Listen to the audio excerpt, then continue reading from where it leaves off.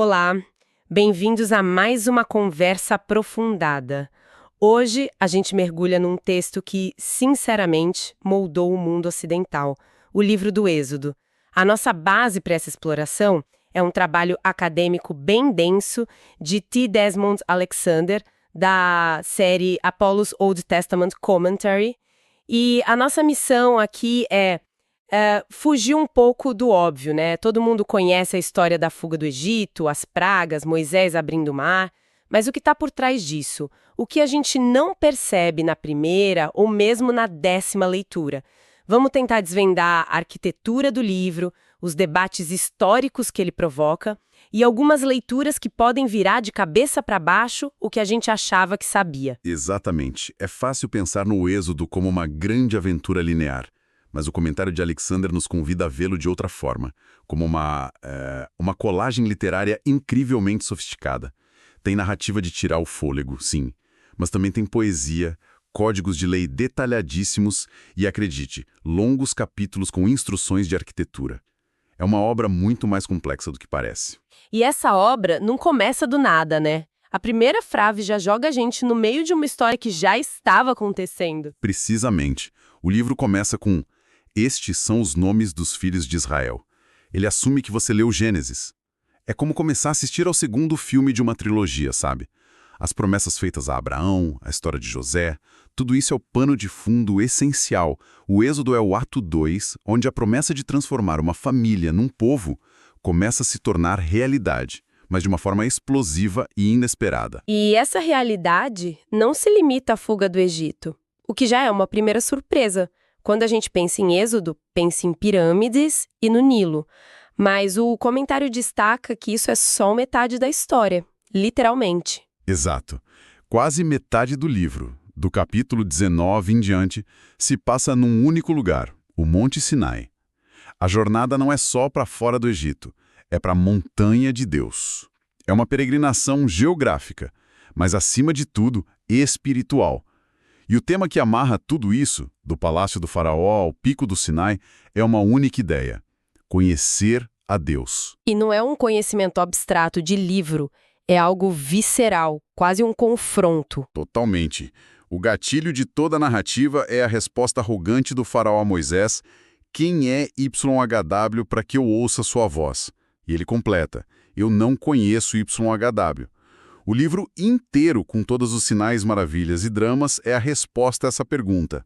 É a história de como uma divindade que, para o maior poder do mundo, era um desconhecido, se revela de forma inegável e de como um povo de escravos passa a conhecê-lo de uma maneira íntima, quase como um vizinho. Essa ideia de continuidade e a jornada para o Sinai nos leva a um dos maiores quebra-cabeças do Êxodo, quando tudo isso realmente aconteceu. A fonte mergulha a fundo nesse debate e as respostas não são nada simples. Essa é a grande questão que fascina arqueólogos e historiadores há séculos. Alexander apresenta as duas principais correntes de pensamento. A mais popular, que a gente vê nos filmes, é a datação no século XIII a.C., durante o longo e poderoso reinado de Ramsés II. E essa teoria tem evidências que parecem bem fortes, certo? Sim, tem dois pilares principais. O primeiro é textual. Êxodo 1, versículo 11, diz que os hebreus construíram as cidades Armazém de Pitom e Ramessés. O nome Ramessés bate com a capital que Ramsés II construiu no delta do Nilo, chamada Pi-Ramessés. O segundo pilar é arqueológico. Existem sinais de destruição em várias cidades de Canaã por volta de 1230 a.C., o que poderia corresponder à conquista da Terra Prometida depois da peregrinação. Ok, um nome de cidade que bate e camadas de destruição. Parece um caso bem sólido. Onde está o problema? O problema, segundo o comentário, é a matemática. A cronologia interna do texto simplesmente não fecha. Como assim? A conta não fecha? Olha só, o texto diz que Moisés tinha 80 anos quando o Êxodo começou. A opressão com a construção das cidades começou antes de ele nascer. Some a isso os 40 anos de peregrinação no deserto. A gente está falando de um período de bem mais de 120 anos. O reinado de Ramsés II, por mais longo que tenha sido, durou 66 anos. Simplesmente não há tempo hábil para tudo isso acontecer dentro do reinado dele. Entendi. A linha do tempo fica espremida demais. Então, qual é a alternativa que o autor apresenta? A alternativa, que o comentário parece achar mais plausível, é uma data bem mais antiga. Século XV a.C., por volta de 1447 anos.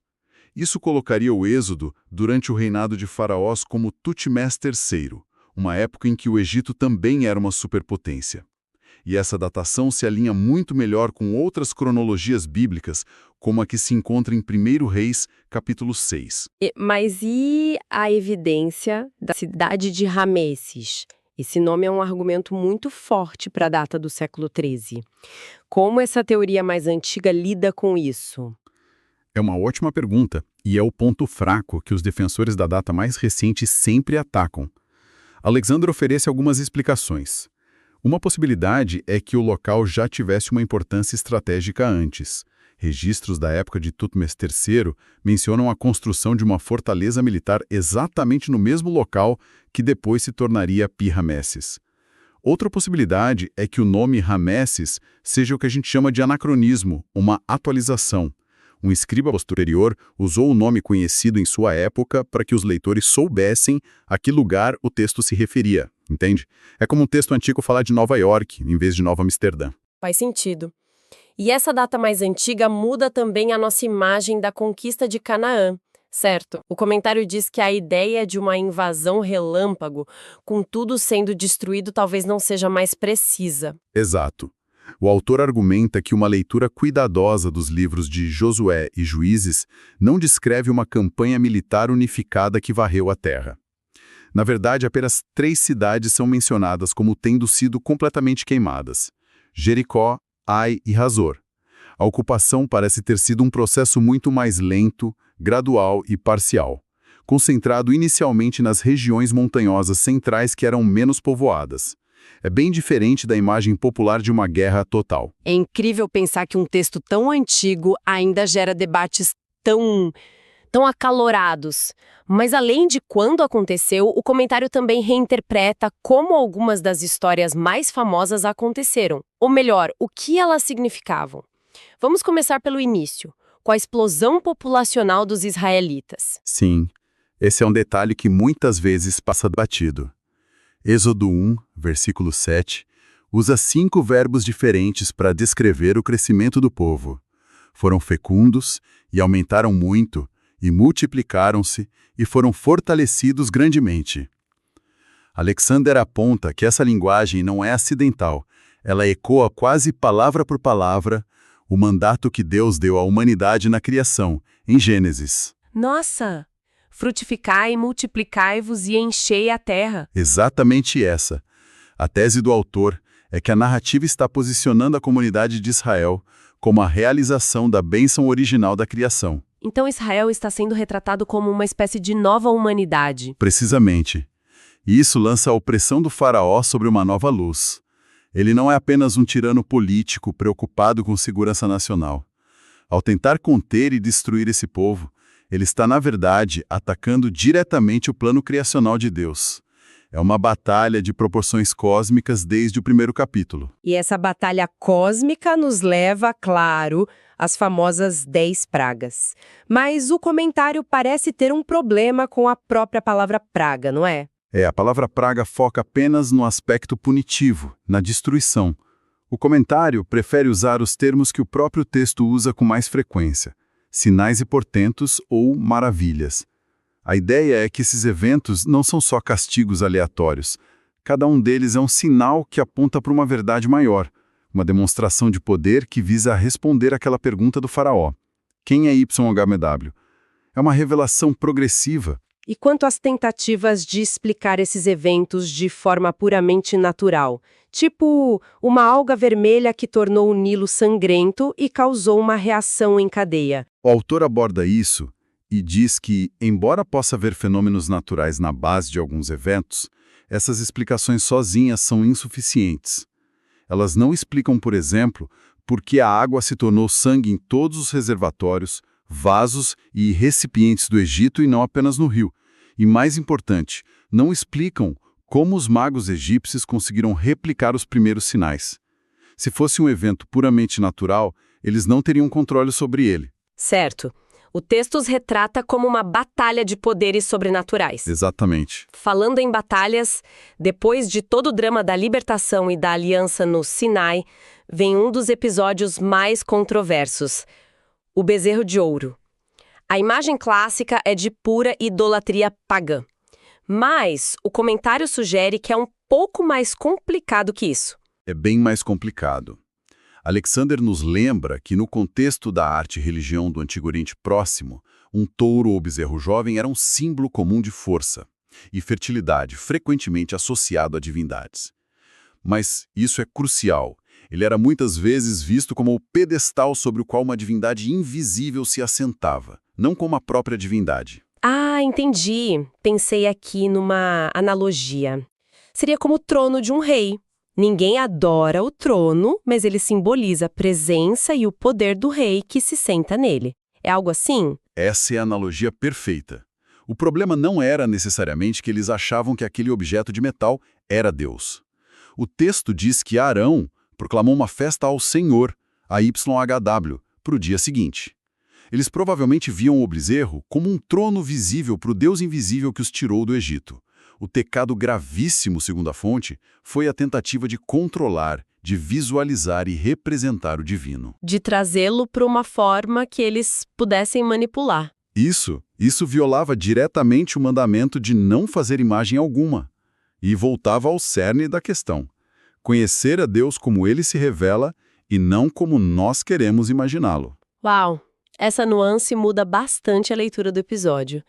E depois dessa crise e da renovação da aliança, a gente chega na parte final do livro, que para muitos leitores é a mais arrastada.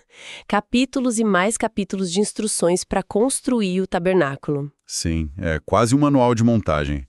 E por causa disso, muitos críticos no passado, como o famoso Julius Wellhausen, viram essa parte como uma ficção.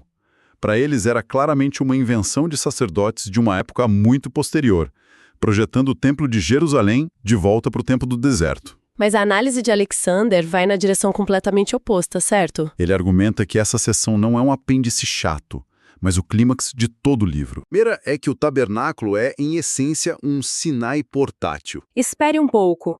Um Sinai portátil? O que isso quer dizer? Que eles podiam carregar a montanha sagrada com eles? Essa é a ideia. Pense nos paralelos. No Sinai, a glória de Deus desce sobre a montanha numa nuvem. No final do Êxodo, a mesma glória enche o tabernáculo. No Sinai, Moisés recebe as tábuas da aliança. No tabernáculo, essas tábuas são guardadas no lugar mais sagrado, a Arca da Aliança. A experiência da presença de Deus, que estava fixa em um lugar geográfico, agora se torna móvel. A montanha sagrada vira uma tenda que viaja no meio do povo. Nossa! Isso muda completamente a dinâmica. Deus não é mais um destino a ser alcançado, mas um companheiro de jornada. Essa ideia do Sinai portátil é fantástica, é uma virada de chave teológica gigantesca. E você disse que eram duas ideias. Qual é a outra camada de simbolismo? A outra camada é que o tabernáculo funciona como um microcosmo, um modelo em miniatura do universo. O comentário explica que essa era uma ideia comum sobre templos no Antigo Oriente Próximo. Eles eram vistos como um reflexo da ordem cósmica. E o tabernáculo segue esse padrão de forma muito intencional. Como assim? Em que detalhes a gente vê isso? Nos materiais, nas cores, no design. O tabernáculo é dividido em 3 áreas, o que pode refletir uma visão de mundo com céus, terra e mar. As tapeçarias com querubins bordados representam a esfera celestial. O candelabro de 7 braços, a menorá, pode ecoar as 7 luzes celestiais ou os 7 dias da criação. A estrutura toda é um lembrete do plano original de Deus para o mundo, lá do Gênesis, um lugar onde o céu e a terra se encontram, onde Deus habita em harmonia com a humanidade. O tabernáculo não era só uma tenda, era um modelo funcional da realidade como ela deveria ser.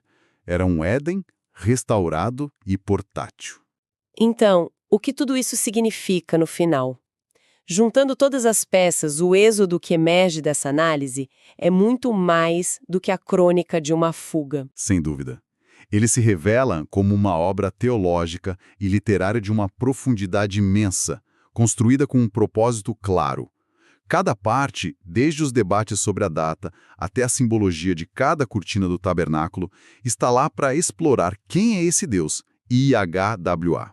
Qual é a identidade desse povo que ele formou e qual é a visão final para um cosmos restaurado, onde o divino e o humano possam habitar juntos. É uma jornada que sai da escravidão no Egito, não apenas para uma terra física, mas para essa realidade simbólica representada pelo tabernáculo. Exatamente. A libertação da opressão política é apenas o primeiro passo. O objetivo final é a comunhão, é a presença de Deus no meio do povo. É por isso que o livro não termina com a chegada em Canaã, mas com a glória de Deus enchendo a tenda. Esse é o verdadeiro final feliz da história que o Êxodo quer contar. Veja só tentar decifrar o que exatamente aconteceu há mais de 3.000 anos. A questão mais profunda talvez seja: por que essa história foi contada desta maneira específica? Com essa estrutura, com esses debates, com essa simbologia toda. O que a própria arquitetura da narrativa nos revela sobre as suas verdades mais fundamentais. E com essa pergunta no ar, a gente encerra a nossa exploração de hoje. Até a próxima!